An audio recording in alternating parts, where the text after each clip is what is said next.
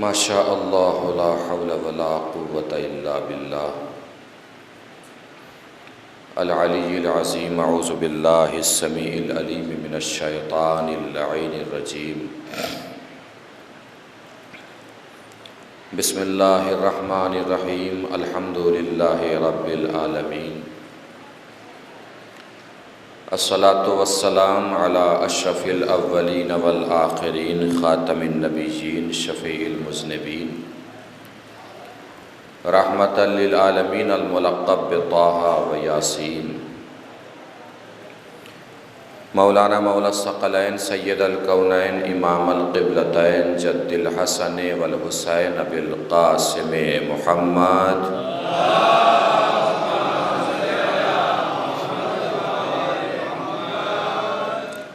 وعلی آلہ الطیبین الطاہرین المعصومین المظلومین المنتخبین المنتجبین الغر المیامین،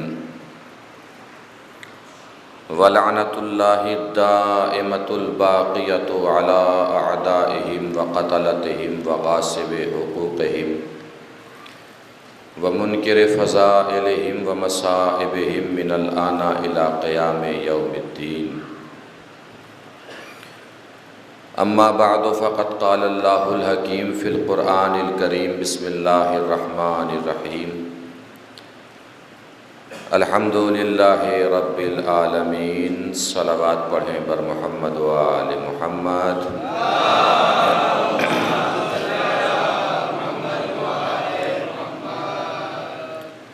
مل جل کے ایک اور بار بآواز بلند نہ رہے صلوات پڑھ دیجئے۔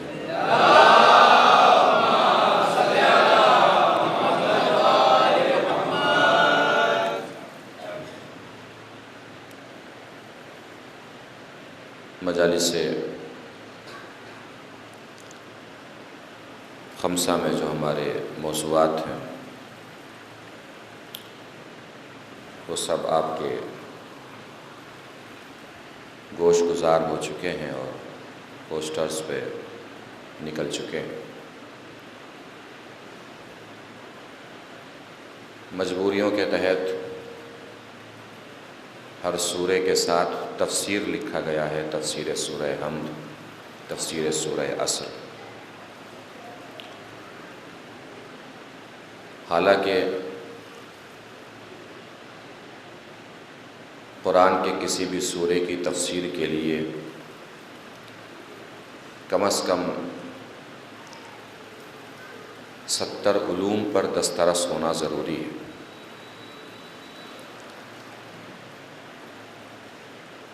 اور ظاہر سی بات ہے، اپنی کم علمی اور بے بصارتی کا اعتراف کرتے ہوئے یہ بات عرض کرنا ہے کہ کسی سورے کی تفسیر بیان ہم نہیں کر سکتے۔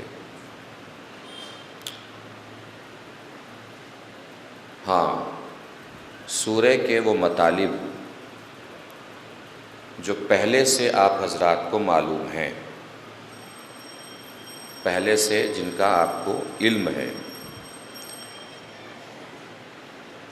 ان مطالب کی یاد دہانی سمجھیے کہ ان مجالس میں ہو جائیں گی۔ جن مطالب کا آپ کو پہلے سے علم ہے وہ ایک مرتبہ اور گوش گزار ہو جائیں گے، ان کی یاد دہانی ہو جائے گی، ان کا تذکر ہو جائے گا۔ تو بہرحال یہ ذہن میں رکھیے کہ تفسیر بیان نہیں ہو سکتی۔ اس سورے کے ظاہراً جو مطالب ہیں وہ انشاءاللہ آپ تک پہنچا دیے جائیں گے، جن کا آپ کو پہلے سے بھی علم ہے۔ اور آج کی اس مجلس میں سورہ حمد کے مطالب بیان ہونے اور آج کا یہ دن رات جو ہے وہ منسوب بھی ہے شہادت امام جعفر صادق علیہ السلام سے۔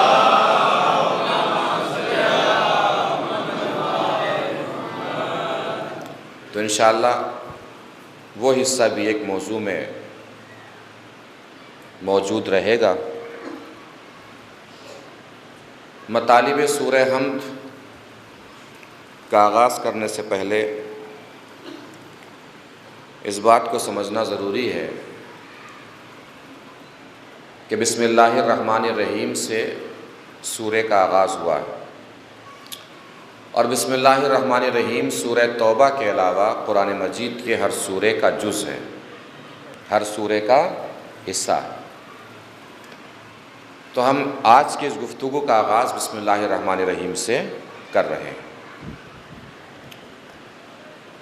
بسم اللہ الرحمن الرحیم شروع کرتا ہوں اللہ کے نام سے کہ جو رحمان ہے اور رحیم ہے۔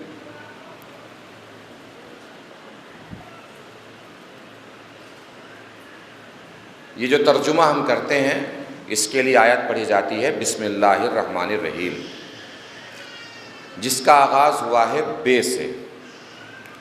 بے عربی ادب میں کئی معنی اور مفاہیم کے لیے استعمال ہوتی ہے، یہاں پر بے استعانت کے لیے استعمال ہوئی ہے۔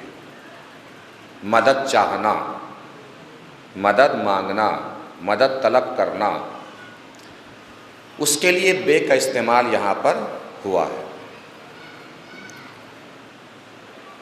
بے کے بعد آئیے تشریف لائیں، آگے تشریف لائیں، ادھر آ جائیں، آ جائیں، آ جائیں۔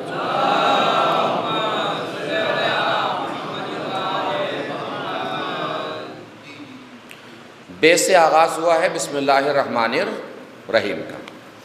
تو مطالب سورہ حم میں ہم نے اس وقت بسم اللہ الرحمن الرحیم کو جوڑ دیا ہے، چونکہ ہر سورہ کا یہ جز اور ہر سورہ کا حصہ ہے، تو آج اس کے بارے میں بات ہو جاتی ہے، اس کے بعد انشاءاللہ سورہ حم کے آغاز ہو جائے گا۔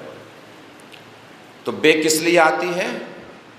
عربی ادب میں بہت سارے معنی اور مفاہیم کے لیے بے استعمال ہوتی ہے، ان میں ایک معنی اور ایک مفہوم ہے استعانت کا، مدد چاہنا، مدد طلب کرنا، مدد مانگنا۔ تو یہاں پہ بے استعمال ہوئی ہے استعانت کے لیے، مدد مانگنے کے لیے۔ ہم اپنا کام شروع کر رہے ہیں تو ہم اللہ سے مدد مانگ رہے ہیں، اللہ سے مدد طلب کر رہے ہیں کہ اللہ ہم اپنا ایک کام شروع کر رہے ہیں، تیری مدد درکار ہے، تیری مدد کے بغیر ہمارا کوئی کام مکمل ہونے والا نہیں ہے۔ حضور اکرم صلی اللہ علیہ وآلہ وسلم نے بھی فرمایا ہے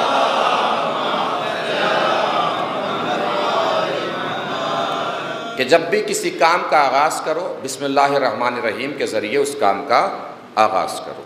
اس کے دو فائدے ہیں۔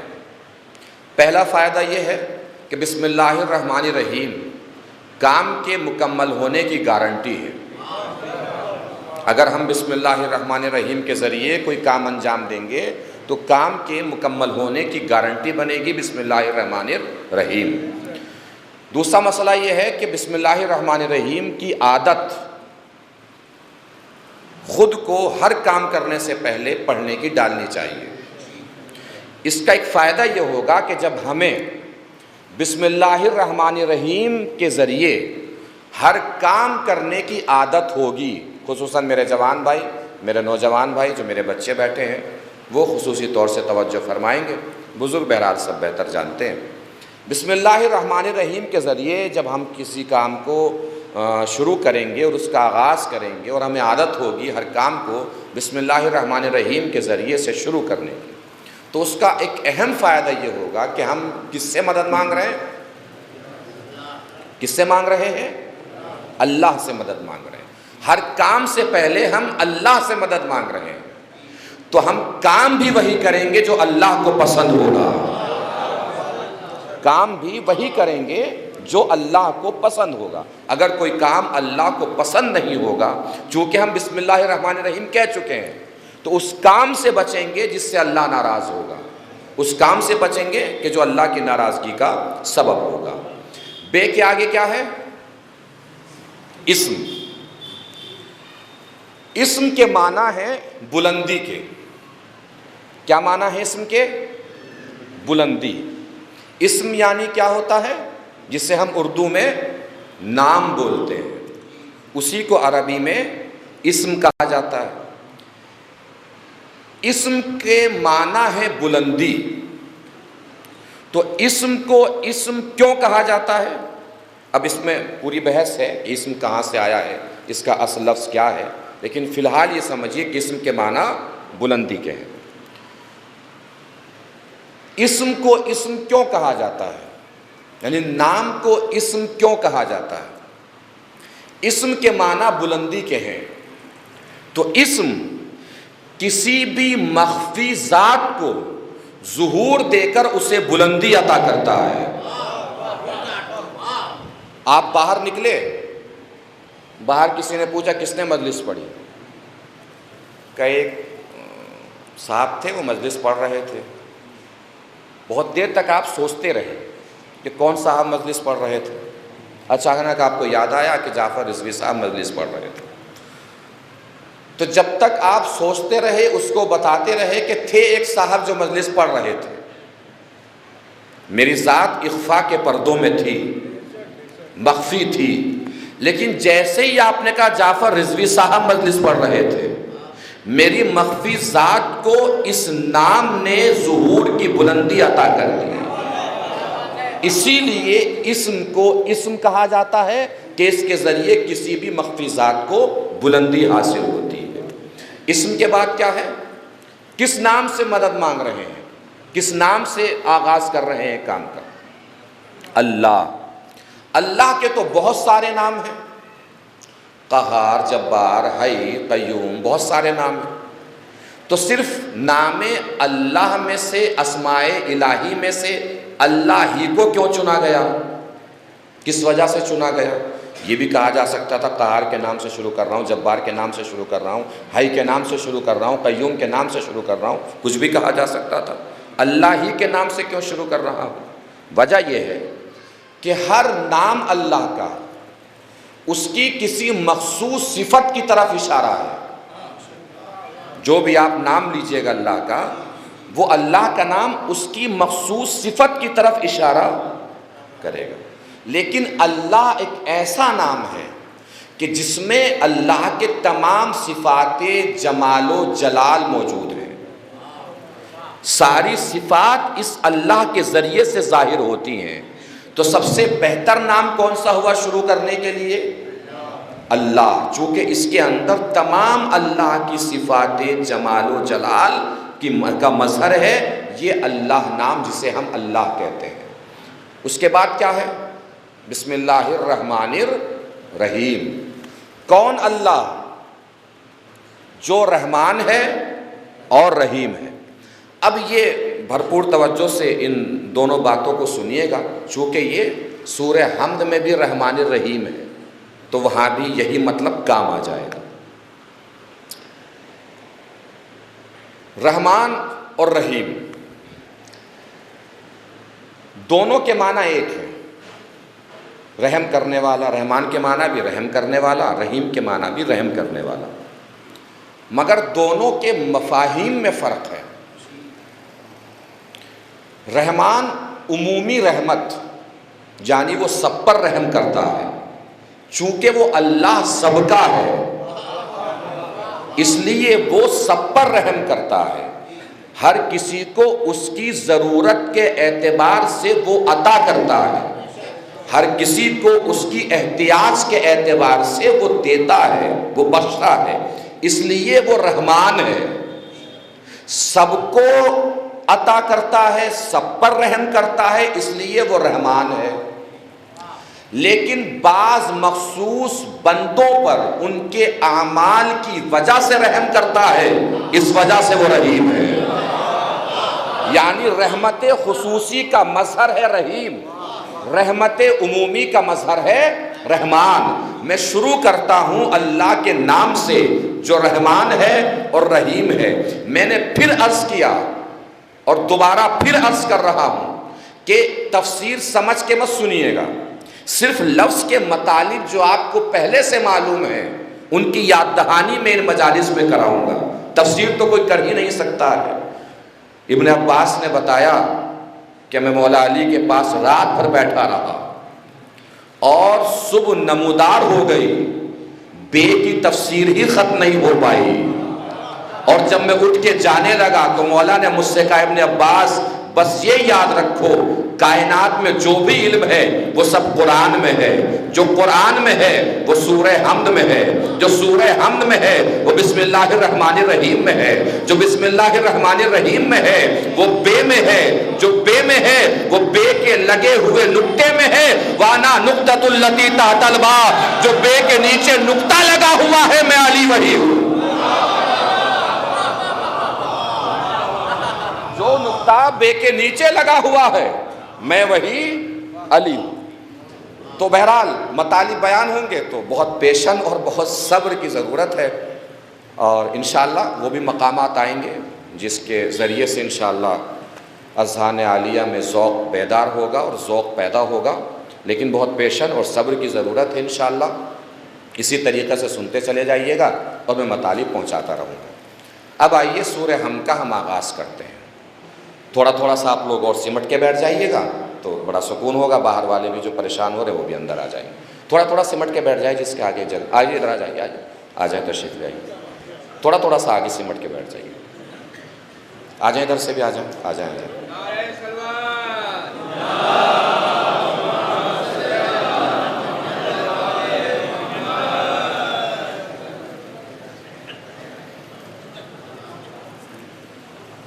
تو آغاز کرتے ہیں اب سورہ مبارکہ حمد کا۔ الحمدللہ رب العالمین، کیا ترجمہ ہے اس کا؟ تمام تعریف ہے اس اللہ کے لیے جو عالمین کا پالنے والا ہے۔ حمد کے معنی تعریف ہیں، سب جانتے ہیں۔ مدح کے معنی بھی تعریف ہے۔ حمد کو تھوڑا سا اگر بدلیں گے تو مدح بن جائے گی، حروف پہ بھی اگر آپ توجہ دیں گے تو مدح اور حمد کے ایک ہی حروف ہیں، تھوڑے سے رد و بدل کے ساتھ۔ مدح بھی تعریف کو کہتے ہیں، حمد بھی تعریف کو کہتے ہیں۔ دونوں میں فرق کیا ہے؟ غیر اختیاری کمال کی بنیاد پر جو تعریف ہوتی ہے اسے مدح بولتے ہیں۔ مثلا بلب بہت اچھا ہے، تو یہ اچھا ہے تو اس میں اس کا کمال تھوڑی ہے، یہ تو مختار ہے ہی نہیں، اسے کسی نے اچھا بنایا ہے تب یہ اچھا ہوا ہے۔ یہ پنکھا ہے بہت اچھا ہے، تو یہ حمد نہیں ہے، یہ مدح ہے۔ یعنی غیر اختیاری کمالات پر اگر کسی شے کی تعریف کی جاتی ہے تو اس کو مدح بولتے ہیں، اور اختیاری کمال پر اگر کسی کی تعریف ہوتی ہے تو وہ حمد ہے۔ اللہ کے سارے کمالات اس کے اختیاری کمالات ہیں، اللہ کے سارے کمالات اس کے اختیاری کمالات ہیں۔ وہ سارے کمالات اختیاری صورت میں اس کے پاس ہیں، وہ سارے اعمال اختیاری صورت میں انجام دیتا ہے، وہ سارے افعال اختیاری صورت میں انجام دیتا ہے، اس کے سارے کمال اختیاری ہیں، اس کی تعریف کو حمد کہا جاتا ہے۔ یہاں سے ایک بات اور پتہ چل گئی کہ تعریف ہمیشہ کمال پر ہوتی ہے، ناقص چیزوں کی تعریف نہیں ہوتی۔ تعریف ہمیشہ کمال کی ہوتی ہے، عیوب کی تعریف نہیں ہوتی، ناقص چیزوں کی تعریف نہیں ہوتی۔ اب یہاں سے میرے ساتھ جڑ جائیے گا۔ تو حمد تعریف، حمد کے اوپر لگا ہے الف لام۔ الف لام بھی عربی ادب میں کئی معانی اور مفاہیم کے لیے استعمال ہوتا ہے۔ یہاں الف لام جنسی ہے، جنس کا مطلب استغراق، جو عمومیت پہ دلالت کرتا ہے۔ عمومیت مطلب تمام تعریف، تمام تعریف۔ اب تمام تعریف کو اس نظریے سے دیکھیں، تعریف کی جتنی قسمیں ہو سکتی ہیں وہ سب اللہ کے لیے ہیں۔ تعریف کی جتنی بھی قسمیں ہو سکتی ہیں وہ ساری کی ساری کس کے لیے ہیں؟ اللہ کے لیے۔ جتنی قسمیں تعریف کی ہے سب اللہ کے لیے۔ ایک اور منزل آگے بڑھ جاؤں اور آپ کے اذہان سے قریب ہو جاؤں۔ تمام تعریف کا مطلب یہ ہے کہ آپ چاہے جس کی تعریف کریں پلٹ کے اللہ کی طرف ہی جائے گی۔ اگر کسی ڈاکٹر کے ہاتھوں کی شفا کی آپ تعریف کر رہے ہیں تو تو وہ اصل میں ڈاکٹر کی تعریف نہیں ہے، اللہ کی تعریف ہے، اس لیے کہ ڈاکٹر کے ہاتھوں میں اس کی شفا اپنی ذاتی نہیں ہے، کسی نے شفا دی ہے، کسی نے اسے شفا دی ہے تو اس کے ہاتھوں کو شفا ملی ہے۔ اگر کسی انسان کی آپ تعریف کر رہے ہیں کہ بڑا خوبصورت انسان ہے تو خوبصورت یہ خود بن گیا؟ اسے کسی نے بنایا ہے، تو چاہے جس کی تعریف کریں پلٹ کے کس کی طرف جائے گی؟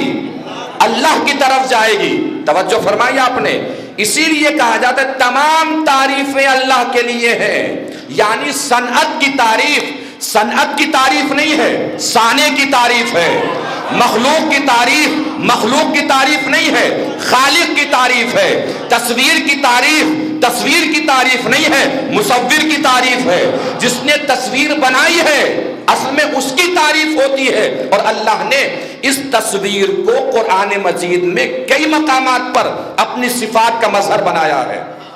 هو الخالق البارئ المصور، وہ اللہ وہ ہے جو خالق ہے، باری ہے، مصور ہے۔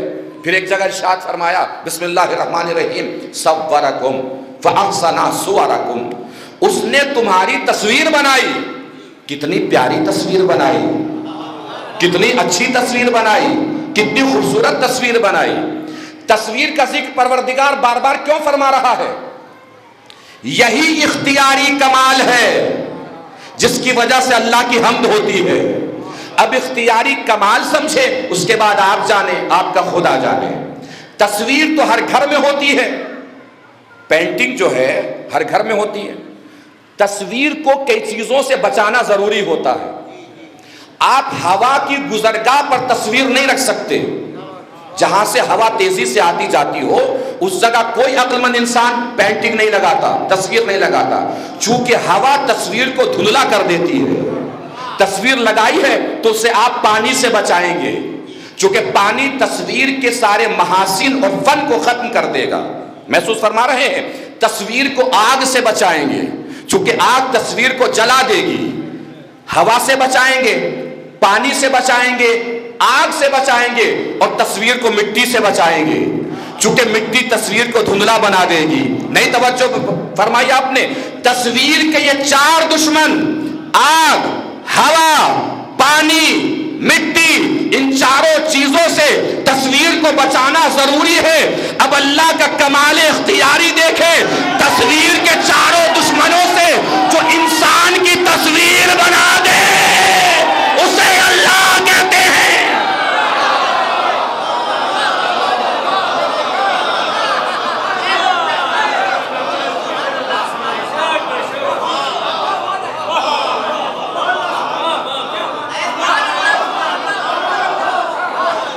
ان چاروں دشمنوں کو ایک جگہ جمع کر کے جو انسان کی تصویر بنا دیتا ہے اسی ذات کو اللہ کہتے ہیں۔ آگ، ہوا، پانی، مٹی، ان چاروں چیزوں سے تصویر کو بچانا ضروری ہے، مگر جو آپس میں دشمن ہیں انہی چاروں کو ایک جگہ ملا کے جو انسان کی تصویر بنا دیتا ہے اس مصور حقیقی کو اللہ کہتے ہیں، اس تصویر بنانے والے کو اللہ کہتے ہیں۔ اب محسوس فرمایا آپ نے؟ مختلف مزاجوں کو ملا دینے والے کی ذات کو اللہ کہتے ہیں۔ بھرپور توجہ جس منزل پہ لے کے آ گیا ہوں، مختلف مزاجوں کو ایک جگہ جمع کرنے والے کو اللہ کہتے ہیں، اور یہی کام اگر کوئی بندہ کرنے لگے تو وہ صفات الہیہ کا مظہر بن جاتا ہے، پھر اسے دیکھ کے اللہ سمجھ میں آتا ہے۔ جو مختلف مزاجوں کو ایک جگہ جمع کرے وہ اللہ ہے۔ اگر یہی کام کوئی بندہ کرے کہ مختلف مزاجوں کو ایک جگہ اکٹھا کر کے گلدستہ بنا دے تو وہ ذات اللہ کے صفات کی مظہر بن جاتی ہے۔ اب ایسا بندہ تلاش کرنا ہو تو کربلا چلو، ایسا بندہ تلاش کرنا ہو تو کربلا چلو۔ بھائی اللہ نے جہاں پانی کو رکھا وہی ہوا کو رکھا، جہاں ہوا کو رکھا وہی مٹی کو رکھا، جہاں مٹی کو رکھا وہی آگ کو رکھا۔ اب جس کی تعریف تاریخ پہ نظر ہے میرا اشارہ سمجھے گا، حسین نے بھی کربلا کے میدان میں جہاں زہیر قین کو رکھا وہی وہب قلبی کو رکھا، جہاں وہب قلبی کو رکھا وہی عباس کو رکھا، جہاں عباس کو رکھا وہی اکبر کو رکھا۔ بھئی جو مختلف چیزوں کو اکٹھا کر کے ایک بنا دے وہ اللہ ہے۔ اسی طریقے سے حسین نے کربلا کے میدان میں بتایا کہ ایک کو 72 کرنے والا حسین نہیں ہے، 72 کو ایک بنا دینے والا حسین۔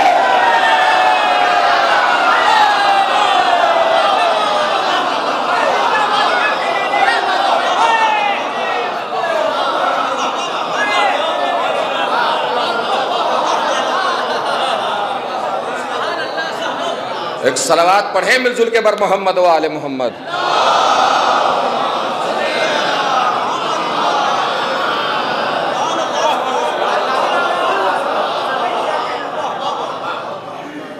محسوس فرما رہے ہیں؟ تو الحمدللہ رب تمام تعریفیں کس کے لیے ہیں؟ اللہ کے لیے، جو عالمین کا پالنے والا ہے، وہ رب العالمین ہے۔ رب العالمین ہے۔ کون ہے رب العالمین؟ اللہ۔ تفاسیر بیان کرتی ہیں کہ رب العالمین اللہ نے اپنے لیے استعمال کر کے ہر طریقے کے الگ الگ رب کی نفی فرمائی ہے۔ رب بس ایک ہے یہ اللہ نے بتایا ہے۔ اللہ نے کیوں بتایا کہ رب صرف ایک ہے؟ اس لیے کہ تاریخ یہ بتاتی ہے کہ پرانے جو توحید کے منکر تھے اور اللہ کو ایک نہیں مانتے تھے، وہ بہت سارے رب کے عقیدے کے قائل تھے، بہت سارے رب ہوا کرتے تھے۔ اور مورخین نے لکھا ہے کہ روم میں صرف روم میں 30,000 رب ہوا کرتے تھے۔ ان کے کتنے رب تھے؟ 30,000۔ اور انہوں نے رب کی بھی قسمیں بنا رکھی تھیں۔ حکومتی رب الگ ہوا کرتے تھے، گھریلو رب الگ ہوا کرتے تھے۔ گھریلو رب میں بھی قسمیں تھیں۔ دروازے کا رب الگ ہوا کرتا تھا، دالان کا رب الگ ہوا کرتا تھا، کمرے کا رب الگ ہوا کرتا تھا۔ مورخین نے لکھا ہے کہ بازاروں میں اتنے وہاں انسان نہیں چلتے تھے جتنے رب چلا کرتے تھے۔ اتنے انسان نہیں ہوتے تھے جتنے رب ہوا کرتے تھے۔ بہت سارے رب تھے۔ اللہ نے اپنے کو رب کہہ کر ان سارے رب کی نفی کی ہے کہ رب بہت سارے نہیں ہیں، رب بس ایک ہے۔ رب بہت سارے نہیں ہیں، رب صرف ایک ہے۔ رب بہت سارے نہیں ہیں، رب صرف ایک ہے۔ وہ خود مرکز توحید ہے، اور وہ مرکز توحید وحدت اور اکائی کو اتنا پسند کرتا ہے کہ وہ تمام چیزیں جو اپنی ذات کی اس نے مظہر بنائی ہیں ان سب کو بھی ایک رکھا۔ توجہ، خود بھی ایک ہے اور جو اس کی ذات کی مظہر چیزیں ہیں ان سب کو بھی اللہ نے ایک رکھا۔ توجہ، خود بھی ایک، یعنی اللہ خود بھی ایک، اللہ کا گھر بھی ایک، گھر میں پیدا ہونے والا بھی ایک۔ اللہ نے خود کو بھی ایک رکھا اور جن جن چیزوں کو اپنے ہونے کا مظہر بنایا ان سب چیزوں کو بھی ایک رکھا۔ اللہ خود بھی ایک، اللہ کا گھر بھی ایک، گھر میں پیدا ہونے والا بھی ایک، اللہ کا قرآن بھی ایک، نیزے پہ قرآن سنانے والا بھی ایک۔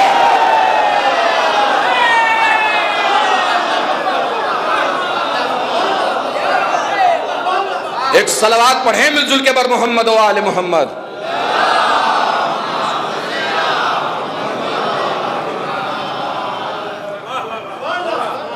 الحمدللہ رب العالمین۔ تمام تعریفیں کس کے لیے؟ اللہ کے لیے، جو عالمین کا پالنے والا ہے۔ اب اس کے بعد وہی دو الفاظ آ گئے جو آپ نے بسم اللہ الرحمن الرحیم میں سنے، لیکن یہاں کنڈیشن کے اعتبار سے لہجہ الہی کے حسن کو سمجھنے کی کوشش فرمائیے گا۔ توجہ، بہت بھروسے اور بہت اعتماد کے ساتھ میں گفتگو کرنے جا رہا ہوں۔ میرے لہجے کی تھکن کو نہ دیکھیے گا، میرے لہجے کی بے چہرگی پہ نہ جائیے گا، لہجے قرآن کے حسن تک پہنچنے کی کوشش فرمائیے گا۔ میں نے کیا بتایا تھا رحمان اور رحیم کا فرق کیا ہے؟ عمومی رحمت کا مظہر ہے لفظ رحمان، خصوصی رحمت کا مظہر ہے لفظ رحیم۔ خصوصی رحمتوں کا تعلق ہے قیامت سے، بھئی اعمال کے بدلے میں، افعال کے بدلے میں رحمت نازل کرے گا۔ کہاں نازل کرے گا؟ قیامت کے میدان ہی میں تو جزا ملے گی، وہی تو رحمت نازل کرے گا اپنے خصوصی بندوں پر۔ اور یہ دنیا، یہ کائنات، یہاں پہ اللہ عمومی رحمت نازل فرماتا ہے۔ جو بھی دنیا میں ہے چونکہ وہ رب العالمین ہے، عالمین کا پالنے والا ہے، تو عالمین میں جتنے بھی افراد اور عالمین کی جتنے بھی اجزاء اور عالمین کے جتنے بھی حصے ہیں سب پر رحمت نازل کرے گا وہ۔ یہ ہے عمومی رحمت۔ اپنے مخصوص بندوں پہ رحمت نازل کرے گا، یہ خصوصی رحمت جسے رحیم کہا جاتا ہے۔ اس کا تعلق کہاں سے ہے؟ قیامت سے۔ تو سورہ ہم کو دیکھیں گے تو ایک طرف ہے الحمدللہ رب العالمین، الرحمن الرحیم، مالک یوم الدین۔ ایک طرف ہے عالمین، ایک طرف ہے یوم الدین۔ رحمان کا تعلق عمومی رحمت سے ہے، اس لیے رحمان کو عالمین کے ساتھ جوڑا۔ رحیم کا تعلق خصوصی رحمت سے ہے، رحیم کو یوم الدین سے جوڑا۔ رحیم کو کہاں سے جوڑا؟ یوم الدین سے جوڑا، قیامت کے دن سے جوڑا۔ توجہ نہیں فرمائی آپ نے، اب محسوس فرمائیے گا۔ ایک طرف عالمین ہے، ایک طرف یوم الدین ہے، درمیان میں الرحمن الرحیم ہے۔ اللہ نے یہ بتایا ہے کہ تمہیں سفر کرنا ہے عالمین سے یوم الدین تک کا، اور یہ سفر بغیر میری رحمتوں کے نہیں ہو سکتا۔ یہ سفر بغیر میری رحمتوں کے ہو ہی نہیں سکتا۔ اس کا مطلب اللہ لوگوں سے معاملات کرتا ہے اپنی رحمتوں کے ذریعے، اور یہ اعلان بھی کیا اور بتایا بھی تاکہ لوگوں کو بھی یہ بات سمجھ میں آئے کہ وہ بھی جب آپس میں معاملات کریں تو رحمتوں کے ذریعے کریں، غضب کے ذریعے نہ کریں، قہر کے ذریعے نہ کریں، غصے کے ذریعے نہ کریں۔ وہ اللہ کہہ سکتا تھا نا الحمدللہ رب العالمین، تمام تعریف اس اللہ کے لیے جو عالمین کا پالنے والا ہے، جو قہار ہے، جبار ہے اور یوم الدین کا مالک ہے۔ مگر اس نے رحمان اور رحیم کو درمیان میں رکھا اور بتایا دنیا کو کہ دیکھو میں دنیا سے جو تعلق میرا ہے وہ رحمتوں کا تعلق ہے، رحمانیت اور رحیمیت کا تعلق ہے۔ تو جب میرا اپنے بندوں سے رحمتوں کا تعلق ہے تو بندوں کا بندوں سے بھی تعلق رحمتوں والا ہونا چاہیے، نہ قہر والا ہونا چاہیے، نہ غصے والا ہونا چاہیے۔ کیسا تعلق ہونا چاہیے؟ رحمتوں والا تعلق ہونا چاہیے۔ آگے کیا فرمایا؟ مالک یوم الدین، واللہ عالمین کا پالنے والا ہے، رحمان ہے، رحیم ہے، اور یوم دین کا مالک وہی ہے۔ دین کہتے ہیں جزا کو، دین کہتے ہیں بدلے کو۔ جس دن انسانوں کو ان کے اعمال کا بدلہ ملے گا اس دن کو کہتے ہیں یوم الدین، اور اس کا مالک کون ہے؟ واللہ۔ الحمدللہ رب العالمین، الرحمن الرحیم، مالک یوم الدین۔ یہ سب باتیں ہو رہی تھی اللہ کے بارے میں۔ کس کے بارے میں ہو رہی تھی؟ اللہ کے بارے میں۔ اللہ عالمین کا رب ہے، اللہ اللہ ہے، وہ لائق تعریف ہے، لائق حمد ہے، وہی رحمان ہے، وہی رحیم ہے، وہی یوم الدین کا مالک ہے۔ تو پروردگار جب تو ہی عالمین کا مالک ہے تو تو ہی یوم الدین کا مالک ہے، تو ہم کس کے دروازے پہ جائیں؟ ایاک نعبد و ایاک نستعین، تیری ہی عبادت کرتے ہیں اور تجھ ہی سے مدد چاہتے ہیں۔ اب محسوس کیجئے گا یہاں سے جو ذکر کروں گا، کس کی عبادت کرتے ہیں؟ اللہ کی۔ کس سے مدد چاہتے ہیں؟ اللہ سے۔ کیا مدد چاہتے ہیں؟ اہدنا الصراط المستقیم۔ سب سے بڑی مدد یہ ہے کہ ہمیں ہدایت دے دے۔ ہدایت کس کی دے؟ صراط مستقیم کی۔ صراط الذین انعمت علیہم، بہت نزاکت و بھری بات ہے، محسوس فرمائیے گا۔ ہم نے مانگی ہے اللہ سے مدد، کیا مدد مانگی ہے؟ کہ صراط مستقیم کی ہدایت دے۔ اب ایسا نہیں لگ رہا ہے کہ ہم نے اللہ سے مدد مانگی کہ ہمیں صراط مستقیم کی ہدایت دے، تو اللہ نے صراط مستقیم کا تعارف بیان فرمایا۔ تم مجھ سے صراط مستقیم کی ہدایت چاہتے ہو تو مجھ سے سنو صراط مستقیم کون ہے؟ صراط الذین انعمت علیہم، یہ صراط مستقیم ان لوگوں کا راستہ ہے جن پر ہم نے نعمت نازل فرمائی ہے۔ توجہ ہی نہیں فرمائی آپ نے۔ ہم اللہ سے مانگنے گئے کہ ہمیں صراط مستقیم دکھا، اللہ نے جواب دیا میں کیسے دکھاؤں؟ صراط مستقیم تو ان لوگوں کا راستہ ہے جن پر ہم نے نعمت نازل کی، یعنی اس کا مطلب یہ آپ کی دعا کا جواب ہے۔ آپ صراط مستقیم دیکھنے گئے اللہ کی بارگاہ میں، اللہ نے بتایا ان لوگوں کو دیکھو جن پر نعمت نازل کی ہے، ان لوگوں کو دیکھو جن پر نعمت نازل کی ہے۔ اب دنیا ہم سے کہتی ہے کہ مدد جب اللہ سے مانگتے ہو تو کسی اور سے مدد کیوں لیتے ہو، کسی اور کا نام کیوں لیتے ہو؟ بھئی ہم نام نہیں لیتے، اللہ نے تو خود اس کا راستہ دکھایا ہے۔ بھئی ان کے دروازے پہ جاؤ جن کے اوپر ہم نے نعمت نازل فرمائی ہے، ان کے دروازے پر جاؤ جن پر ہم نے نعمت نازل فرمائی ہے۔ اب بانداز خطابت جملہ عرض کر دوں تاکہ ذوق بیدار ہو جائے۔ بھئی ہم گئے تھے اللہ کے پاس، اللہ نے پہنچا دیا اہل بیت کے پاس۔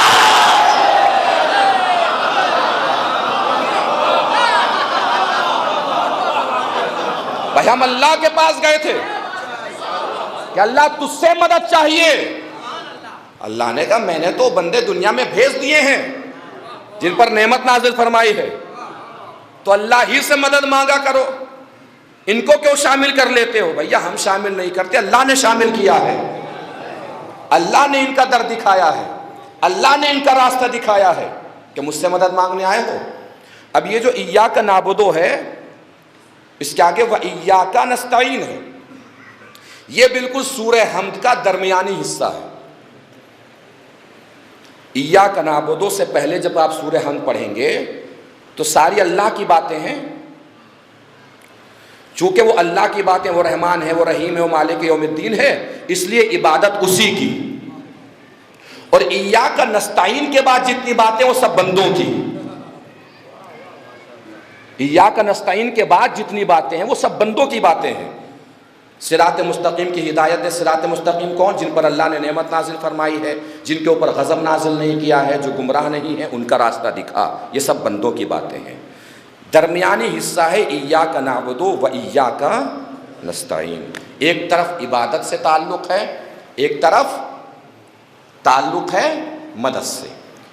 اب میں تھوڑا سا اس کو ایک نیا زاویہ دے دوں تاکہ بات اور پرذوق ہو جائے۔ لوگ کیا کہتے ہیں ہم سے؟ جب آپ عبادت میں کہہ چکے کہ ہم تجھی سے مدد چاہتے ہیں تو پھر مدد کسی اور سے کیوں مانگتے ہو؟ یا علی مدد کیوں کہتے ہو؟ یہی تو مسئلہ ہے نا کہ جب اللہ کی بارگاہ میں کھڑے ہو کے اعتراف کر چکے کہ پروردگار ہم تجھی سے مدد چاہتے ہیں تو یا علی مدد کیوں کہتے ہو؟ تو بھیا صرف ایاک نستعین نہیں ہے سورہ حمد میں، ایاک نستعین سے پہلے ایاک نعبدو بھی ہے۔ ہم اس کی بارگاہ میں یہ بھی کہہ چکے ہیں کہ تیری ہی عبادت کرتے ہیں۔ عبادت کرنے کے لیے کھڑے ہوئے کہاں سے شروع کیا؟ اذان سے، اشہد ان لا الہ الا اللہ واشہد ان محمدا رسول اللہ، یہی کہتے ہیں نا، اشہد ان لا الہ الا اللہ، لا الہ الا اللہ، اشہد ان لا الہ الا اللہ، اللہ اکبر، اشہد ان لا الہ الا اللہ، اشہد ان محمدا رسول اللہ۔ عبادت تو صرف اللہ کی ہوتی ہے، یہ ذکر محمد درمیان میں کہاں سے آ گیا؟ توجہ عزیزو، عبادت تو صرف خدا کی ہوتی ہے، یہ ذکر محمد درمیان میں کہاں آ گیا؟ تو کوئی کہہ سکتا ہے اذان الگ ہے نماز الگ ہے، تو نماز میں آ جائیے، تشہد میں پہنچے، تشہد میں بھی ذکر محمد ہے، تشہد میں بھی ذکر محمد ہے۔ نہیں توجہ فرمائی؟ جو آپ سے یہ کہے کہ مدد صرف اللہ سے مانگ رہے ہو تو یاری مدد کو کیوں شامل کر رہے ہو؟ تو اس سے پلٹ کے کہیے گا عبادت جب خدا کی کر رہے ہو تو ذکر محمد کیوں شامل کر رہے ہو؟ ہم ایاک نستعین سے یا علی نکالیں گے، آپ ایاک نعبدو سے ذکر محمد نکال دیجئے۔ ایاک نعبدو سے ذکر محمد نکال دیجئے. نہیں توجہ فرمائی. اب پلٹ کے کیا کہیں گے وہ کہ بھئی ذکر محمد کرنا ضروری ہے. کس وجہ سے ضروری ہے؟ کس لیے ضروری ہے؟ کس سبب سے ضروری ہے ذکر محمد کرنا؟ اس لیے کہ اللہ کو ہم نے ذکر محمد سے پہچانا ہے. اگر محمد نہ ہوتے تو خدا نہ پہچانا جاتا. تو بات مکمل کیجئے نا. علی کا ذکر بھی ہم اسی لیے کرتے ہیں کہ علی کے ذریعے سے محمد کو پہچانا, محمد کے ذریعے سے خدا کو پہچانا. اگر ذکر علی نہ ہوتا تو محمد کو نہ پہچانا جاتا. ذکر علی کرتے ہی اس لیے ہیں کہ ہم نے علی کے ذکر کے ذریعے سے ہی محمد کو پہچانا. اور ذوق بیدار کروں, چشمہ ہوتا ہے آنکھوں کے اوپر, یہ چشمہ لگا ہوا ہے, نظر کا چشمہ ہے. کوئی کتاب دیجئے کسی چشمہ پہنے ہوئے انسان کو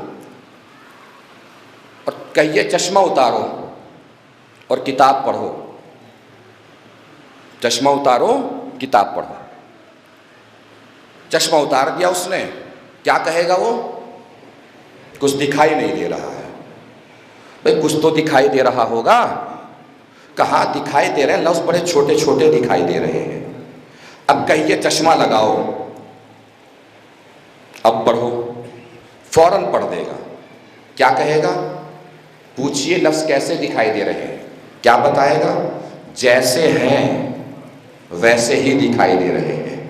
اگر ذوق میرے ذوق سے مل جائے, فکر میری فکر سے مل جائے, طبیعت میری طبیعت سے مل جائے, اذہان میرے کلام سے مل جائے, تو آپ چاہے باہر بیٹھے ہوں یا اندر, پوری طاقت سے میری بات کا جواب دینا ہے. اگر بات پہنچانے میں کامیاب ہو جاؤں, نزاکت پہنچانے میں کامیاب ہو جاؤں. بھئی چشمہ ہٹاؤ, لفظ چھوٹے چھوٹے دکھائی دیں گے. چشمہ لگاؤ, لفظ جیسے ہیں ویسے ہی دکھائی دیں گے. ذکر علی نبی کو دیکھنے کا چشمہ ہے. ذکر علی نبی کو دیکھنے کا چشمہ ہے. ذکر علی نبی کو دیکھنے کا چشمہ ہے. جس نے چشمہ لگا کے نبی کو دیکھا اسے نبی نبی نظر آیا. جس نے چشمہ ہٹا دیا اسے نبی اپنے جیسا نظر آیا.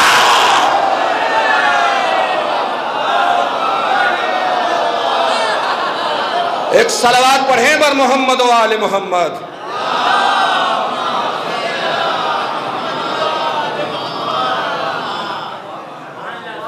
تو اہدنا الصراط المستقیم, ہمیں صراط مستقیم کی ہدایت دے, ہمیں صراط مستقیم دکھا, ہمیں صراط مستقیم کی ہدایت دے, ہمیں صراط مستقیم پر باقی رکھ. کئی ترجمے ہوتے ہیں اس کے. صراط مستقیم دکھا, یہ بھی ترجمہ ہوتا ہے. صراط مستقیم پر باقی رکھ, یہ بھی ترجمہ ہوتا ہے. ترجمے دونوں ہی صحیح ہیں. جو ترجمہ یہ کرتے ہیں کہ ہمیں صراط مستقیم دکھا, وہ بھی صحیح کہتے ہیں. جو یہ کہتے ہیں کہ ہمیں صراط مستقیم پر باقی رکھ, وہ بھی صحیح کہتے ہیں. جب ترجمے دونوں ہی صحیح ہیں تو ساری امت کسی ایک ترجمے پہ جمع کیوں نہیں ہو رہی ہے؟ یا تو سب یہ کہہ دیں کہ صراط مستقیم دکھا, یا سب یہ کہیں کہ صراط مستقیم پر باقی رکھ. اب نزاکت محسوس فرمائیے گا. اصل میں ترجموں کے درمیان اختلاف نہیں ہے, مقدر کے درمیان اختلاف ہے. جس کا جیسا مقدر ہے وہ ویسے ہی دعا کرتا ہے. اب مقدر کا اختلاف سمجھیے کہ مقدر کا اختلاف کیا ہے, نصیب کا اختلاف کیا ہے. صراط مستقیم سے پہلے لفظ رکھا اہدنا, یعنی ہدایت دے. ہدایت کے دو معنی بیان کیے گئے ہیں, اراءۃ الطریق اور ایصال الی المطلوب. اراءۃ الطریق کہتے ہیں راستہ دکھانا, ایصال الی المطلوب کہتے ہیں منزل تک پہنچانا. یعنی جو ہمیں دور کھڑے ہو کے راستہ دکھا رہا ہے وہ بھی ہادی ہے, جو ہمیں منزل تک لے کر آ رہا ہے وہ بھی ہادی ہے. ہمیں آنا ہے عثمان پور, ہم جلال پور پہنچے, چوراہے پہ آئے, ہم نے کہا کہ عثمان پور جانا ہے. ایک سامنے کا ایسے سیدھے جائیے, ٹرن ہو جائیے گا, عثمان پور پہنچ جائیں گے. اس نے وہی کھڑے ہو کے ہمیں راستہ دکھایا, یہ بھی ہمارا ہادی ہے. ہم نے کہا ہمیں عثمان پور جانا ہے, ایک سامنے کہا کہ میں بھی وہیں جا رہا ہوں, میرے پیچھے پیچھے آ جائیے. اس نے ہمیں عثمان پور تک پہنچا دیا. اب ایمانداری سے بتائیے مقدر کس کا اچھا ہے؟ جو ایسے ہادی کے پیچھے چلا جس نے دور کھڑے ہو کے بس راستہ دکھایا اس کا نصیب اچھا ہے، یا جو ایسے ہادی کے پیچھے چلا جو منزل تک لے کر آیا اس کا نصیب اچھا ہے؟ ہر صاحب عقل یہی کہے گا اس کا نصیب اچھا ہے جو ایسے ہادی کے پیچھے چلے جو منزل تک لے کر آئے۔ توجہ ہی نہیں فرمائی آپ نے، بھئی ہادی وہ بھی ہے جنہوں نے کہا قبر میں جاؤ گے، منکر نکیر آئیں گے، موت آئے گی، قبر کے اندھیرے میں پہنچو گے، حساب و کتاب ہوگا، برزخ میں جاؤ گے، محشر میں جاؤ گے، پل صراط سے گزرو گے، جنت یا جہنم چلے جاؤ گے۔ ہادی یہ بھی ہے اور ہادی وہ بھی ہے جس نے کہا گھبرانا نہیں، موت کے وقت بھی آؤں گا، قبر میں بھی آؤں گا، محشر میں بھی آؤں گا، پل صراط پر بھی آؤں گا۔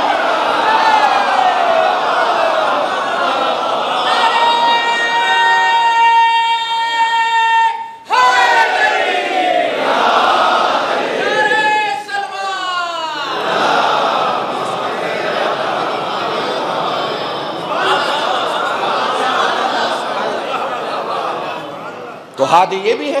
اب ظاہر سی بات ہے جو ایسے انسان کے کہے پہ چلے گا جو دور کھڑے ہو کے راستہ دکھا رہا ہے وہ تو یہی کہے گا ہر چوراہے پہ جا کے کہ ہمیں سیدھا راستہ دکھا، ہمیں سیدھا راستہ دکھا۔ اور جو ایسے ہادی کے پیچھے چلے گا جو منزل تک لے کر آیا ہے وہ اللہ کی بارگاہ میں یہی عرض کرے گا پروردگار ادھر ادھر نہ بھٹکانا، بس علی کے پیچھے پیچھے ہمیں چلاتے رہنا۔ یہ ہے صراط مستقیم۔ اب صراط مستقیم کو بالکل عام لہجے میں اور عام سمجھ میں اگر سمجھنا ہو، نہ کوئی تفسیر، نہ کوئی آیت، نہ کوئی حدیث، نہ کوئی قرآن، نہ کوئی تاریخی زاویہ، نہ علمی موجگافیاں، بالکل سامنے سے اگر صراط مستقیم سمجھنا ہو تو اس طریقے سے سمجھیے جیومیٹری ایک مکمل علم ہے جو سمٹتا سمٹتا ایک اسٹوڈنٹ کے بیگ میں جیومیٹری باکس کی صورت میں دکھائی دیتا ہے۔ جیومیٹری کی زبان میں صراط مستقیم کہتے ہیں اسٹریٹ لائن کو۔ توجہ، کس کو کہتے ہیں؟ اسٹریٹ لائن، سیدھا راستہ، صراط مستقیم۔ اسٹریٹ لائن کیا ہوتی ہے؟ کاغذ پر لگی ہوئی دو بندوؤں کو یا دو نقطوں کو یا دو ڈاٹس کو جو آپس میں شارٹ کٹ میں ملا دے وہ ہے اسٹریٹ لائن۔ اردو میں سیدھا راستہ، عربی میں صراط مستقیم۔ جو کہوں وہ بھی سمجھنا ہے، جو نہ کہہ سکوں وہ بھی سمجھنا ہے۔ جو نہ کہہ سکوں اس کا سمجھنا زیادہ ضروری ہے، کہی جانے والی باتیں تو سبھی سمجھ لیتے ہیں۔ ہم نے کاغذ پر دو نقطے، دو ڈاٹس، دو بندو لگائے، امام بارگاہ میں ہم آ گئے، ہمیں اسٹریٹ لائن بنوانی ہے۔ ایک بزرگوار نے کہا لائیے میں بنا دیتا ہوں۔ ہم نے ان بزرگوار کو وہ کاغذ قلم تھما دیا، انہوں نے بغیر کسی سہارے کے اور بغیر کسی وسیلے کے اسٹریٹ لائن کھینچنا شروع کی۔ بڑھاپا تھا، ہاتھ ہل گیا، اسٹریٹ لائن نہیں بن پائی۔ دوسرے بزرگوار نے کہا لائیے میں بنا دیتا ہوں۔ ہم نے کاغذ قلم انہیں تھما دیا، انہوں نے بھی بغیر کسی سہارے اور وسیلے کے لائن کھینچنے شروع کی۔ بڑھاپا ان کا بھی تھا، کھانسی اڑ گئی، لائن پھر ٹیڑھی ہو گئی۔ اب تاریخ پہ اگر نظر ہے تو نزاکت محسوس فرمائیں گے، نزاکت محسوس ہو تو بتائیں گے۔ تیسرے صاحب نے کہا لائیے میں بنا دیتا ہوں۔ ہم نے کاغذ قلم انہیں تھما دیا، انہوں نے بھی پہلے والے دونوں کی سنت پہ عمل کرتے ہوئے لائن کھینچنا شروع کی۔ ضعیفی ان کی بھی تھی، آنکھوں سے چشمہ گر گیا، لائن پھر ٹیڑھی ہو گئی۔ جب مکمل ہم 3 مرتبہ صراط مستقیم تک پہنچنے میں ناکام ہوئے تو وہی ایک جوان بیٹھا تھا، اس نے کہا لائیے میں بنا دیتا ہوں۔ ان تینوں نے اسے گھور کے دیکھا، ہم سے بنی نہیں، تجھ میں سرخاب کے پر لگے ہیں جو تو بنا دے گا۔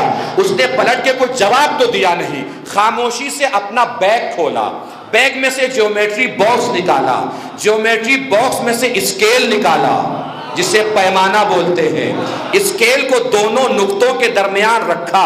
اب جو لائن کھینچی تو بالکل سیدھی تھی، نہیں توجہ فرمائی، لائن کھینچی تو بالکل سیدھی تھی.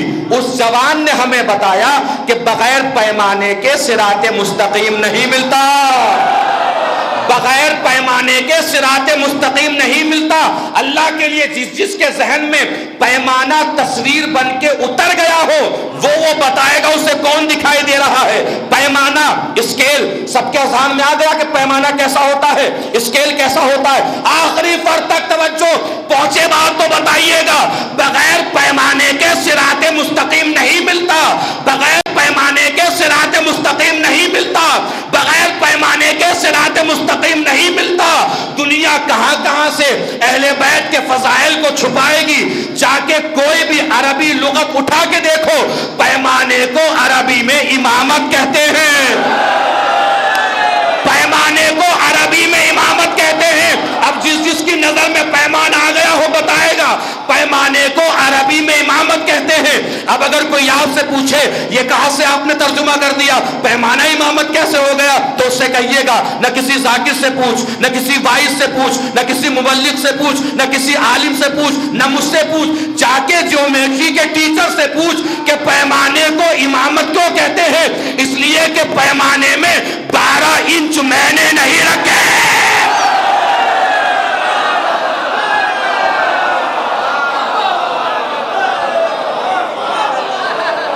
اور ہر انچ کے درمیان 5 ڈاٹس بھی میں نے نہیں رکھے. پیمانے کے 12 انچ اور 5 ڈاٹس بتاتے ہیں کہ 12 اور 5 کے راستے ہی کو صراط مستقیم کہتے ہیں. ایک صلوات پڑھیں مل جل کے بر محمد و آل محمد.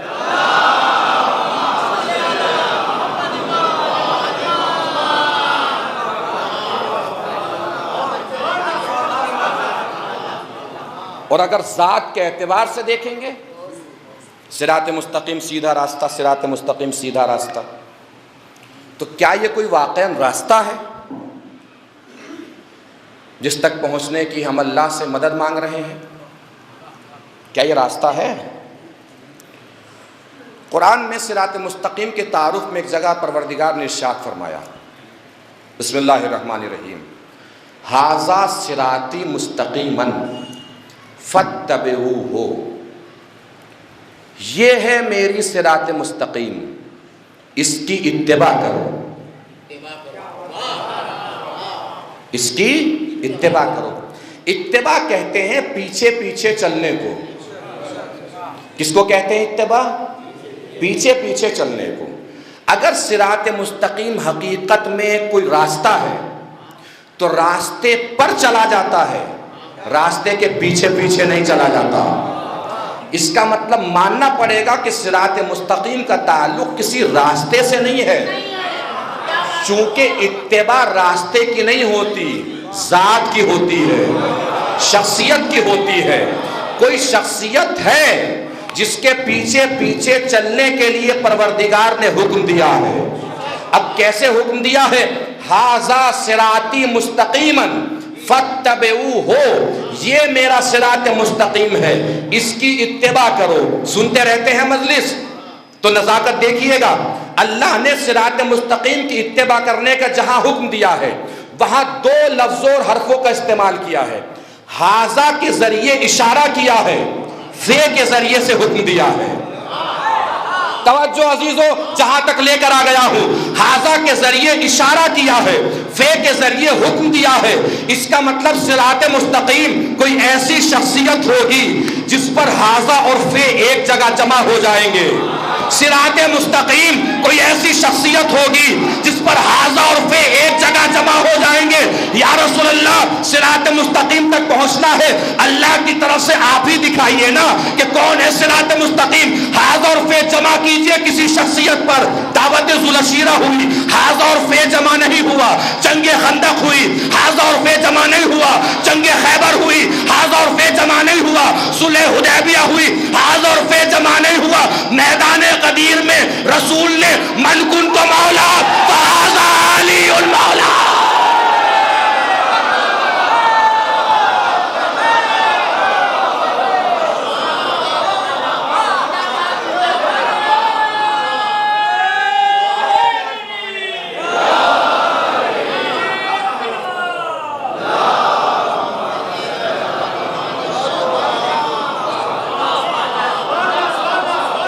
من کنت مولا فہذا علی مولا جیسے ہی کہا، ہاذا عرف علی کی شخصیت پہ جمع ہو گیا، پتہ چل گیا کہ یہی صراط مستقیم ہے، یہی صراط مستقیم ہے۔ اور فے پہ توجہ دیجئے گا، فے کا مطلب فوراً ہوتا ہے، یہ صراط مستقیم ہے، پہچان لو تو فوراً اتباع کرو۔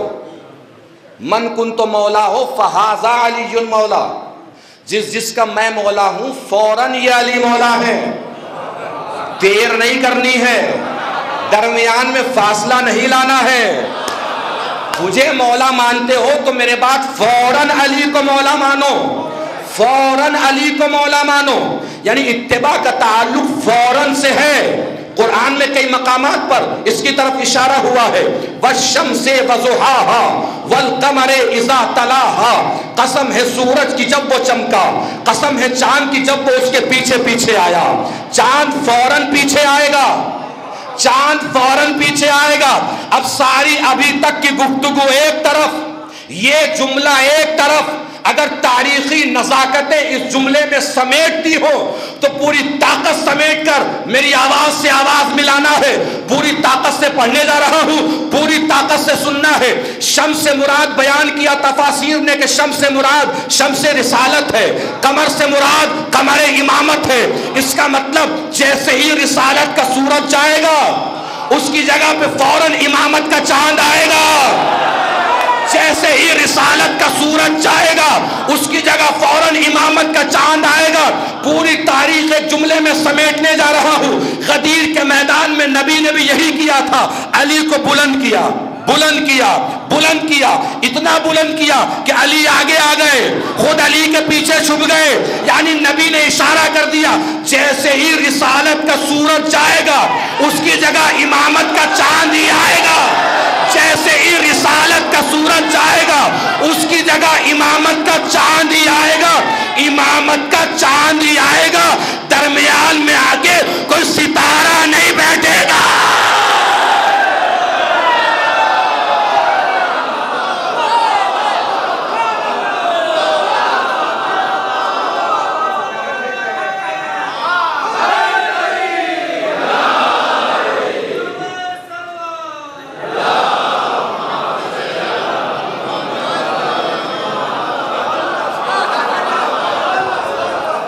جیسے ہی رسالت کا سورج جائے گا اس کی جگہ پر امامت کا چاند ہی آئے گا، درمیان میں آ کے چاند ہی آئے گا، کوئی ستارہ درمیان میں نہیں آئے گا، نہ نیک ستارہ آئے گا نہ منحوس ستارہ آئے گا، چاند آئے گا سورج کی جگہ پر۔ یہی پیغام غدیر ہے، یہی پیغام سورہ حمد ہے۔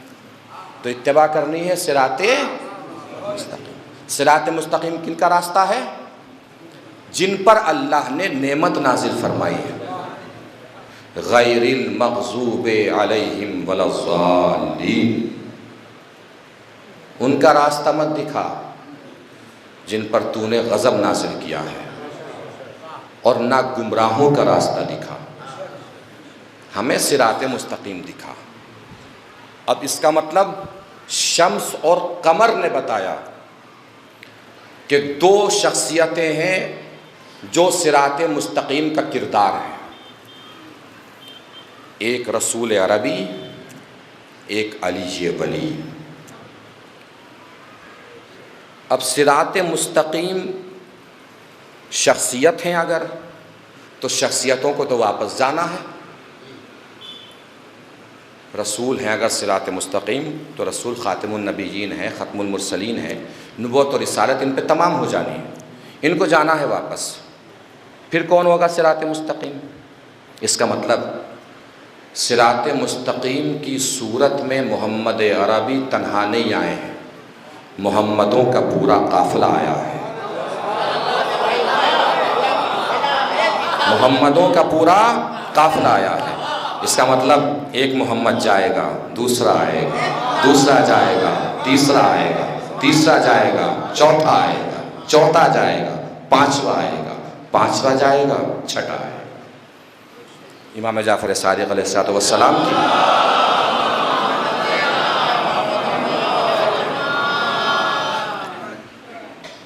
شہادت کی تاریخ بھی ہے. چھٹے امام کردار صراط مستقیم ہے. ولادت آپ کی سب کو پتہ ہے، 17 ربیع الاول سن 83 ہجری 83. یاد رکھنے کے لیے 100 کے ذریعے بچے یاد رکھ سکتے ہیں. 100 17 اور 83 مل کے کتنا بنتا ہے؟ 100. آرام سے یاد ہو سکتا ہے. 17 ربیع الاول ولادت کی تاریخ ہے. 100 میں سے 17 نکال دیں گے تو کتنے بچیں گے؟ یہ سن ہے، ولادت کا سن ہے. 148 ہجری شہادت کا سن ہے. 15 شوال 148 ہجری، یعنی کل عمر مبارک چھٹے امام کی کتنی ہوئی؟ 65 سال، 65 ایئرس. کردار صراط مستقیم ہے چھٹے امام. پوری زندگی دیکھیے، موضوع ایسا ہے کسی بھی شخصیت کا کہ جس میں توجہ سے سننا ہوتا ہے اور اس کو یاد رکھنا ہوتا ہے. چھٹے امام کا زمانہ ظاہری امامت کا وہ زمانہ ہے کہ جب 2 بادشاہتیں آپس میں لڑ رہی ہیں. بنی امیہ جا رہے ہیں، بنی عباس آ رہے ہیں. وہی زمانہ ہے. اس دوران چھٹے امام کو موقع ملا کچھ کرنے کا. تو چھٹے امام نے کیا کیا؟ علم کے اوپر سب سے زیادہ چھٹے امام نے کام کیا اور اس پر زور دیا. حالات سب جانتے ہیں، پسماندہ لوگ اور پسماندہ طبقہ تھا جو امام کے شیعہ تھے اور امام کے چاہنے والے تھے. امام کو جب موقع ملا تھا تو امام یہ بھی کر سکتے تھے کہ لاؤ اتنے پچھڑے ہوئے لوگ ہیں، ان کو گھر بنا کے دے دیے جائیں، اس پر کام کیا جائے. غریب ہیں، ان کو بزنس، کاروبار، تجارت کرائی جائے اور ان کو دولت میں آگے بڑھایا جائے. امام یہ بھی کر سکتے تھے. جب 2 حکومتیں آپس میں لڑ رہی تھی تو تیسرے امام بھی کھڑے ہو جاتے. بھائی بنی عباس تو امام کے نام پر ہی لڑ رہے تھے، تو امام خود کھڑے ہو جاتے کہ حکومت ہمیں چاہیے.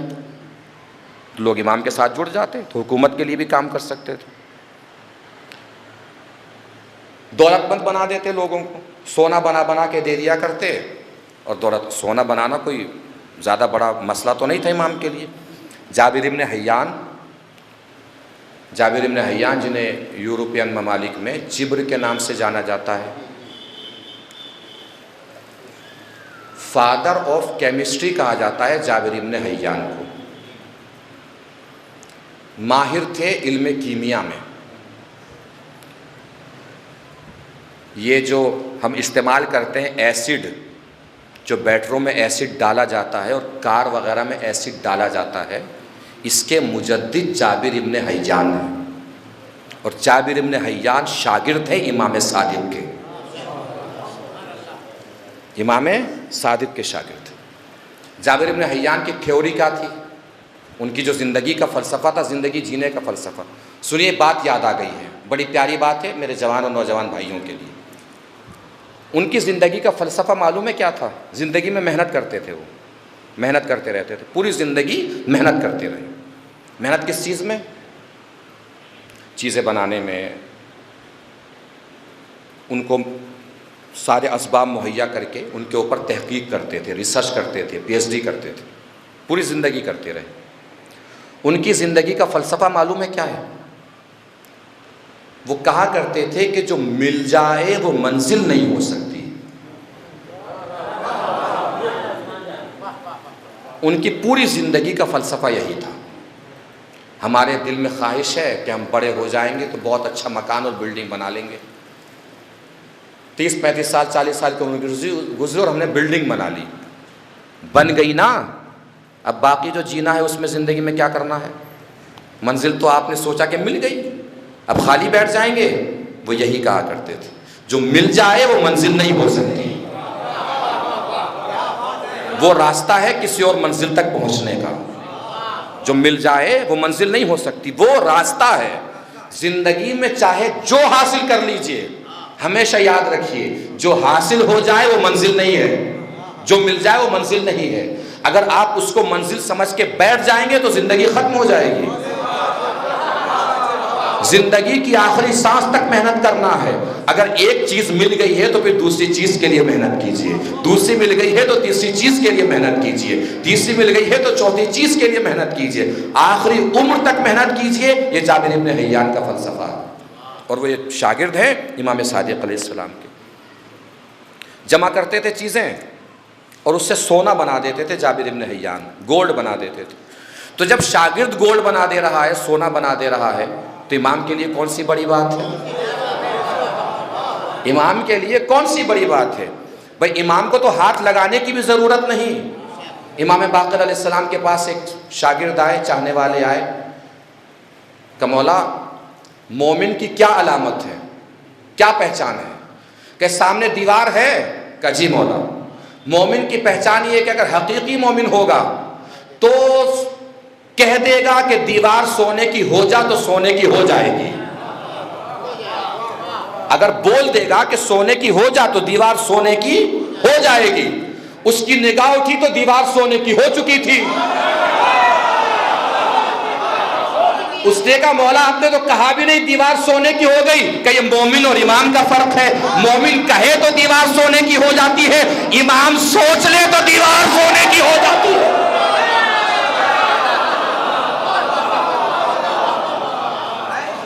تو کہنے کی اور ہاتھ لگانے کی بھی ضرورت نہیں ہے، وہ سونا ایسا ہی تیار ہو جاتا۔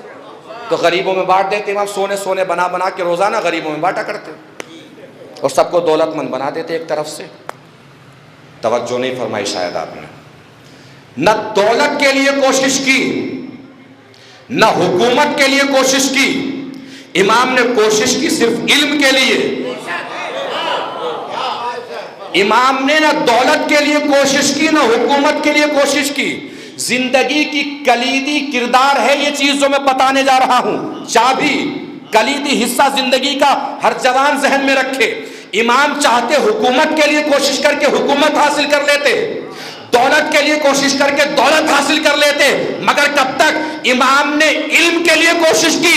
امام بتانا یہ چاہ رہے تھے نہ دولت کے لیے کوشش کرو نہ حکومت کے لیے، ہمیشہ علم کے لیے کوشش کرو، اس لیے کہ اگر علم مل گیا تو ساتھ میں دولت بھی آ جائے گی، حکومت بھی آ جائے گی۔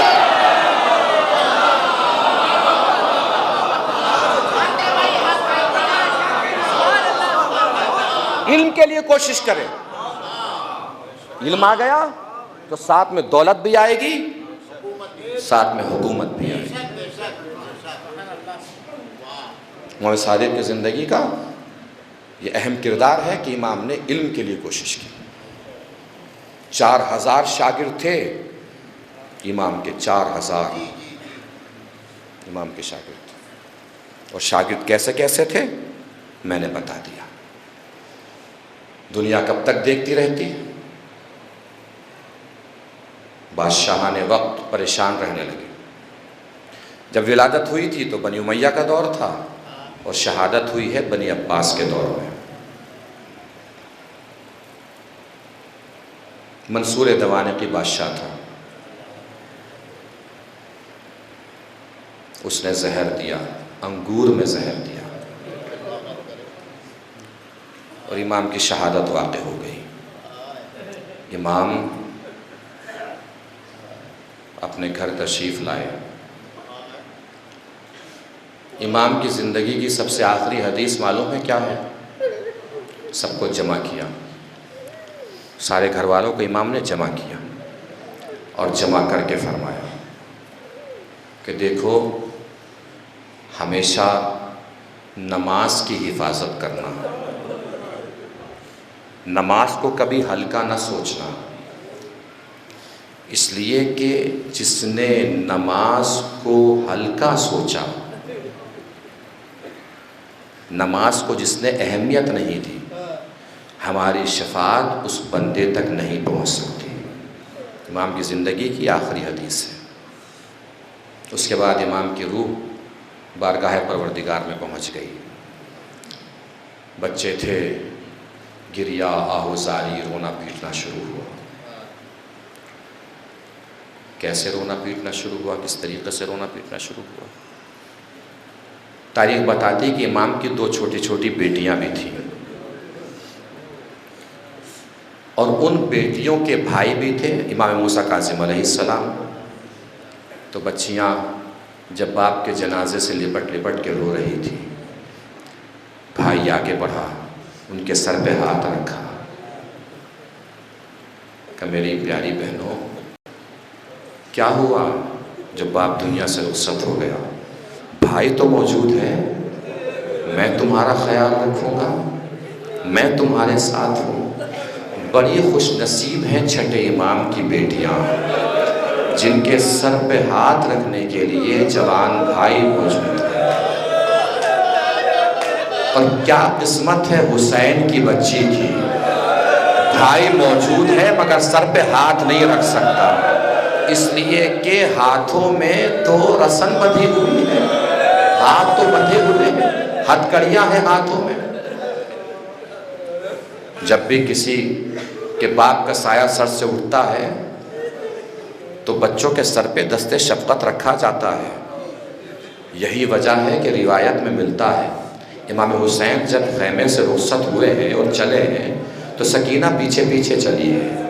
حسین گھوڑے پہ سوار ہوئے، سکینہ ہاتھوں کو جوڑ کے کھڑی ہو گئی۔ کہ بابا جا رہے ہیں؟ ہاں بیٹا جا رہا ہوں۔ کہ بابا تو میرا ایک کام کر دیجئے۔ بتاؤ بیٹا کیا کرنا ہے؟ کہ بابا میرے سر پہ ایسے ہاتھ رکھ دیجئے جیسے یتیموں کے سر پہ ہاتھ رکھا جاتا ہے۔ اس لیے کہ سکینہ کو پتا ہے جب کسی کا باپ مر جاتا ہے تو بچے یتیم ہو جاتے ہیں، بچے یتیم ہوتے ہیں تو ان کے سر پہ دست شفقت رکھا جاتا ہے۔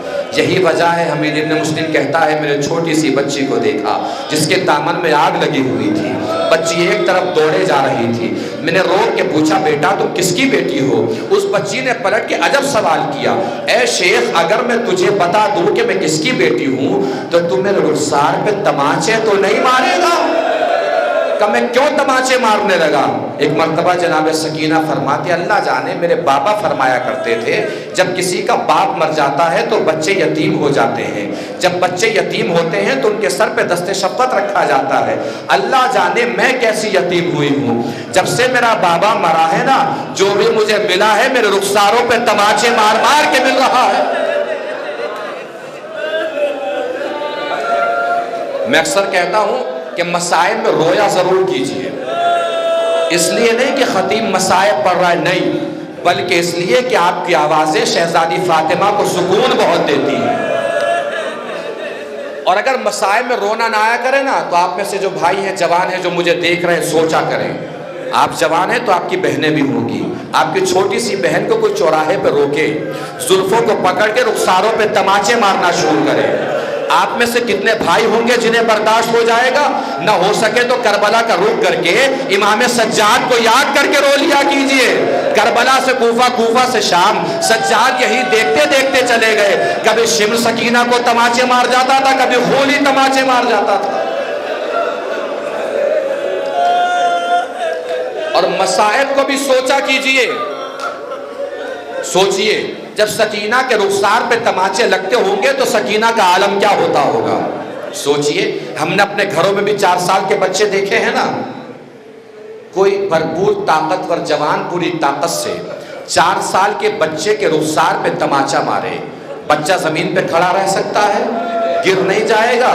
شمر جب سکینہ کو تماچے مارتا تھا سکینہ زمین پہ گر جاتی تھی، پھر اٹھانے کے لیے شمر ملون تازیانے مارتا تھا۔ شام کا بازار تھا، بس آخری روایت ہے، عربی میں جملہ پڑھوں گا، جتنا ترجمہ ہو سکے گا اتنا ترجمہ کر دوں گا، جتنا محسوس کر لیں اتنا رو لیجئے گا۔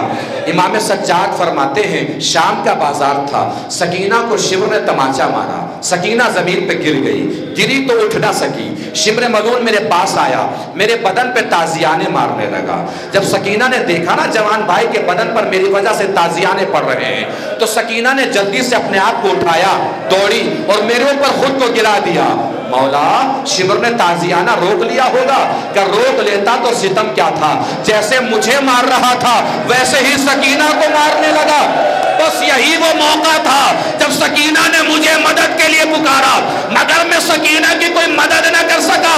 آخری جملہ مسائل تمام کہ مولا کیا کہا سکینہ نے، کہ سکینہ کو جب شمر تازیانے مار رہا تھا، سکینہ نے میرے سامنے ہاتھ جوڑ کے کہا یا اخی قل لہو لا تضرب علی خدیا، اے بھیا شمر سے بس اتنا کہہ دیجئے کہیں بھی تازیانے مار لے، میرے رخساروں پہ تازیانے نہ مار، پہلے ہی میرے رخسار اس کے تماچوں سے رنگین ہے، اب میرے رخساروں میں طاقت نہیں ہے کہ اس کے تازیانوں کی ضرب بھی برداشت کر۔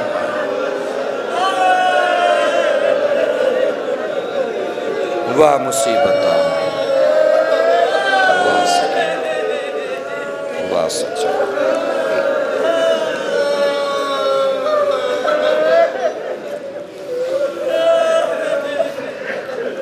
الا لعنت اللہ علی القوم الظالمین سیعلم الذین ظلموا ای منقلب ینقلبون انا للہ و انا الیہ راجعون رضم بقضائہ و تسلیما لامرہ۔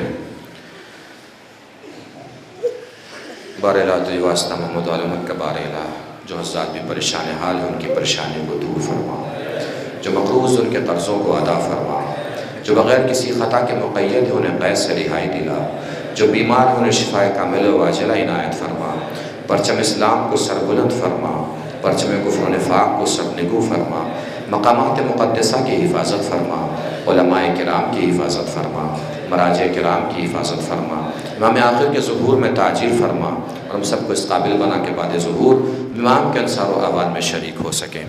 گزارش ایک مرتبہ سورہ حمد اور 3 مرتبہ سورہ اخلاص کی تلاوت فرما کر آل حسن مرحوم ابن محمد تقی مرحوم، فاطمہ مرحومہ، علی جواد مرحوم، حاجی حسن عسکری مرحوم، ان سب کی ارواح کو ایصال فرما دیں۔